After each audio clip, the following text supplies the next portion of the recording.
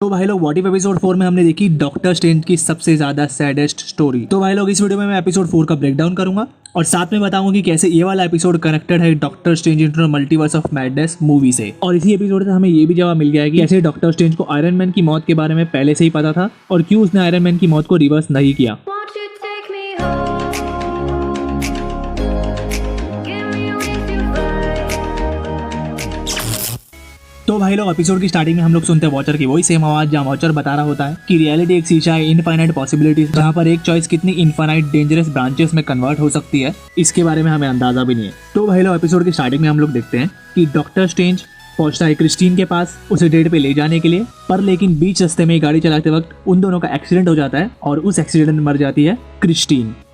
और अगर real story की बात करो तो रियल स्टोरी में डॉक्टर स्ट्रेंज का एक्सीडेंट हुआ था क्रिस्टीन के पास पहुंचने से पहले ही, जिस वजह से वो अपना इलाज करवाने के लिए पहुंचता है एंशिएंट वन के पास और बन जाता है सॉर्सरर सुप्रीम। बट लेकिन इस रियलिटी में क्रिस्टीन के मरने के बाद डॉक्टर स्ट्रेंज के दिमाग में उस चीज का ट्रॉमा भर जाता है और वो किसी तरीके से पहुंचता है कमार ताज में, वहाँ पे सॉर्सरी सीखता है और डोरमामू के हराने के बाद और एंशिएंट वन की मौत के बाद वो बन जाता है सॉर्सरर सुप्रीम। और सिमिलरली एमसीयू वाले यूनिवर्स की तरह वो टाइम मैनिपुलेशन सीखता है आई ऑफ अगोमोटा का यूज करके। बट लेकिन ये सब कुछ सीखने के बाद, इतनी सारी महारत हासिल करने के बाद भी वो एक इंसान को कभी नहीं भूल पाता है जो थी क्रिस्टीन। तो अब 2 साल के बाद वो एक डिसीजन लेता है जो बन जाता है इस यूनिवर्स का नेक्सस इवेंट, जिसमें डॉक्टर स्ट्रेंज डिसाइड करता है आई ऑफ अगोमोटा का यूज करके टाइम को मैनिपुलेट करके पास्ट में जाता है क्रिस्टीन को बचाने के लिए। बट लेकिन इस बार सारे के सारे सेफ्टी मेजर्स लेने के बाद भी जो डॉक्टर स्ट्रेंज की डेस्टिनी में लिखा था वो होकर ही रहता है और इनफाइनाइट अटेम्प्ट्स को यूज करने के बाद भी वो कोई भी अटेम्प्ट में क्रिस्टीन को नहीं बचा पा रहा है। इनफैक्ट जब वो ये डिसाइड करता है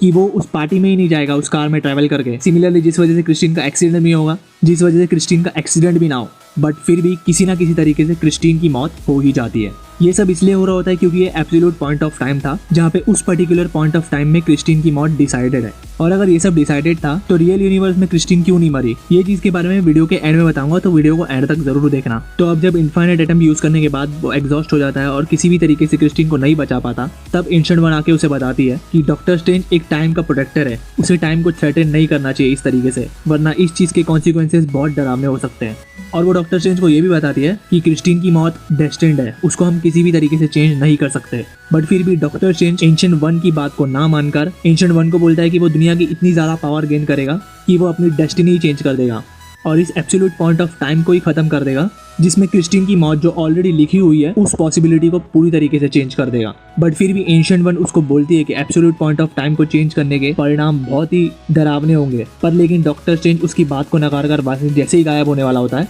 तब एंशिएंट वन वहाँ पे अपना स्पेल चलाती है, बट फिर भी किसी तरीके से डॉक्टर स्ट्रेंज उस स्पेल से बचकर वहां से गायब हो जाता है। अब वो आई ऑफ अगोमोटा का यूज करके पहुंचता है उस टाइमलाइन में जहाँ पे लॉस्ट लाइब्रेरी ऑफ कॉग्लिस्टो एग्जिस्ट करती थी। एक्चुअल टाइम में ये लाइब्रेरी लॉस्ट हो गई थी, बट लेकिन ये वो टाइम है जहाँ पे ये लाइब्रेरी एग्जिस्ट करती थी और ये लाइब्रेरी का रखवाला था ओबेन, जिसके एक्सप्रेशन से तो ये लग रहा था कि ये डॉक्टर स्ट्रेंज को जानता है, क्योंकि वो डॉक्टर स्ट्रेंज को डॉक्टर स्ट्रेंज नहीं सॉर्सरर अरमानी करके बुला रहा था। तो अब वो एंशिएंट लाइब्रेरी में पहुंचने के बाद डॉक्टर स्ट्रेंज उन सारी बुक को पढ़ता है, जिसमें से वो एक बुक पढ़ता है जहाँ पे टाइम मैनिपुलेशन के बारे में लिखा होता है और ये सेम बुक डॉक्टर स्ट्रेंज की रियल मूवी में भी हम लोग ने देखी थी। तो अब वो उस बुक में पढ़ता है कि अगर उसे टाइम को कॉन्कर करना सीखना है तो उसे डार्क डायमेंशन से पावर लेनी होगी और उतनी ज़्यादा पावर हासिल करने के लिए जहाँ पे वो एब्सोल्यूट पॉइंट ऑफ टाइम को ही चेंज करने के लिए उसे डार्क डायमेंशन के सारे मिस्टिकल बीइंग्स की पावर्स को एब्जॉर्ब करना होगा। तो अब सबसे पहले वो उसी मिस्टिकल बीइंग को बुलाता है जिसका नाम था शुमा गोरात, जिसको हम लोग ने एपिसोड 1 में भी देखा था, बट लेकिन इस एपिसोड में इतना खास इसके बारे में बताया नहीं गया।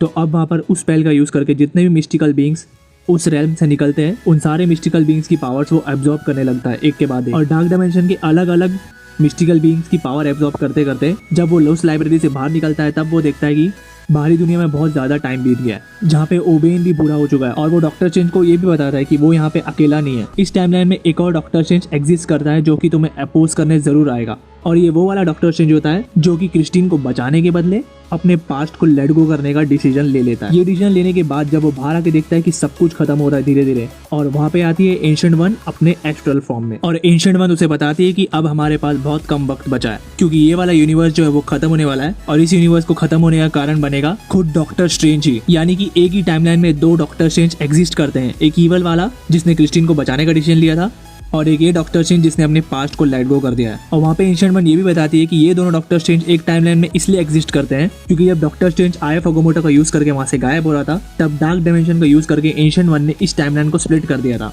और उन दोनों स्प्लिटेड टाइमलाइन को मर्ज कर दिया एक साथ, जिस वजह से एक ही टाइमलाइन में दो डॉक्टर स्ट्रेंज अब एग्जिस्ट करते हैं, इविल और गुड डॉक्टर स्ट्रेंज। और एंशिएंट वन उसे ये भी बताते हैं कि अगर evil doctor strange absolute point of time को चेंज करने में सक्सेसफुल हो गया, यानी कि क्रिस्टीन को मौत से बचाने में सक्सेसफुल हो गया, तो वहाँ पर एक ऐसा टेम्परल पैराडॉक्स पैदा होगा जिस वजह से ये यूनिवर्स पूरी तरीके से तबाह हो जाएगा और इस यूनिवर्स को बचाने की जिम्मेदारी है डॉक्टर स्ट्रेंज के पास। तो अब सामना होता है गुड डॉक्टर स्ट्रेंज और इविल डॉक्टर स्ट्रेंज का, जहाँ पे गुड डॉक्टर स्ट्रेंज अपनी पूरी जान लगाता है इविल डॉक्टर स्ट्रेंज को रोकने की, बट फिर भी इविल डॉक्टर स्ट्रेंज बहुत ज़्यादा पावरफुल था और उसने डार्क डायमेंशन से इतनी ज़्यादा पावर एक्वायर कर ली थी कि गुड डॉक्टर स्ट्रेंज उसके सामने बिल्कुल भी नहीं टिक पाया और उसने एंड में गुड डॉक्टर स्ट्रेंज को भी अपने अंदर एब्जॉर्ब कर लिया और वो पूरी तरीके से डीमन फॉर्म में कन्वर्ट हो गया। और उस डीमन फॉर्म में कन्वर्ट होने के बाद वहाँ पर वो अपना मैजिक यूज़ करके क्रिस्टीन को उस मरे हुए फॉर्म से वो वापस जिंदा कर देता है। बट फिर भी क्रिस्टीन वापस जिंदा होने के बाद बहुत ज़्यादा डरी भी होती है और वो डॉक्टर स्ट्रेंज को पहचान नहीं पाती। और इविल डॉक्टर स्ट्रेंज वहाँ पे देखता है कि ये वाला यूनिवर्स धीरे धीरे खत्म होने जा रहा है और जहाँ पे धीरे धीरे क्रिस्टीन भी डिसअपियर हो रही है। तो इस पे डॉक्टर स्ट्रेंज को रियलाइज होता है कि उसने क्रिस्टीन की मौत की डेस्टिनी तो चेंज कर दी, बट फिर भी वो क्रिस्टीन को पूरी तरीके से नहीं पा पाया और एंड में उसकी यही डिसीजन की वजह से पूरे यूनिवर्स को झेलना पड़ रहा है, जहाँ पे पूरा यूनिवर्स धीरे धीरे खत्म हो रहा है। और वहाँ पे आ जाता है वॉचर, जो उसे बोलता है कि तुम्हें पहले भी वॉर्न किया गया था बट फिर भी तुमने किसी की भी नहीं सुनी और अब रिजल्ट होगा ये पूरे यूनिवर्स के खत्म होने का। डॉक्टर स्ट्रेंज वहाँ पे बहुत भीख मांगता है वॉचर से अपने आप को बचाने के लिए, बट फिर भी वॉचर बोलता है कि वो किसी भी चीज़ में इंटरफेयर नहीं कर सकता और धीरे धीरे वहाँ पे पूरा का पूरा यूनिवर्स जो है वो खत्म हो जाता है और एंड में क्रिस्टीन भी डॉक्टर स्ट्रेंज के हाथ से डिसअपियर हो जाती है। और एंड में वॉचर बोलता है one life, one movement, one choice can destroy the whole universe. तो अब इस एपिसोड से हमारे काफ़ी सारे सवाल के जवाब मिल गए कि कैसे दो टाइमलाइन के जॉइंट होने से मल्टीवर्स में प्रॉब्लम हो सकती है और ये चीज़ हम लोग स्पाइडरमैन नो वे होम में देखने वाले हैं। और एब्सोल्यूट पॉइंट ऑफ टाइम को चेंज करने की वजह से क्रिस्टीन तो जिंदा हो गई बट लेकिन ये वाला यूनिवर्स खत्म हो गया, तो अब उसने क्रिस्टीन की डेस्टिनी तो चेंज कर दी है, जिस वजह से हर दूसरे यूनिवर्स में जिस वक्त क्रिस्टीन की मौत होनी थी वहाँ पे क्रिस्टीन की मौत ही डिले हो गई। और इसीलिए हम लोग ने डॉक्टर स्ट्रेंज मूवी में भी सिर्फ स्ट्रेंज का एक्सीडेंट देखा, पर लेकिन उस वक्त क्रिस्टीन की मौत नहीं हुई थी। और अगर एक और पॉइंट पे आया जहाँ पे हम लोग बोल सकते हैं कि डॉक्टर स्ट्रेंज ने एंड गेम में आयरन मैन को क्यों नहीं बचाया, वो इसलिए क्योंकि doctor strange absolute point of time नहीं चेंज कर सकता था। अगर वो वहाँ पे आयरन मैन को बचा लेता फिर भी आयरन मैन की मौत हो जाती, बट लेकिन उसके कॉन्सिक्वेंसेस पूरे यूनिवर्स को झेलने पड़ते, तो इसी वजह से आयरन मैन की वहाँ पे मौत हो गई और डॉक्टर स्ट्रेंज ने टाइम में कोई मैनिपुलेशन नहीं किया। तो भाई लोग जल्दी से ये बीच वाले सब्सक्राइब बटन पे क्लिक कर दीजिए क्योंकि मैं व्हाट इफ के रिगार्डिंग और भी वीडियोस लेके आता रहूंगा। और अगर आप लोग व्हाट इफ एपिसोड 3 का एक्सप्लेनेशन देखना चाहते हो तो ये राइट वाली वीडियो पे क्लिक कर दीजिए। तो इसी के साथ चैनल को सब्सक्राइब कर लेना और मैं मिलता हूँ मेरी नेक्स्ट वीडियो में, तब तक के लिए टेक केयर, बाय बाय।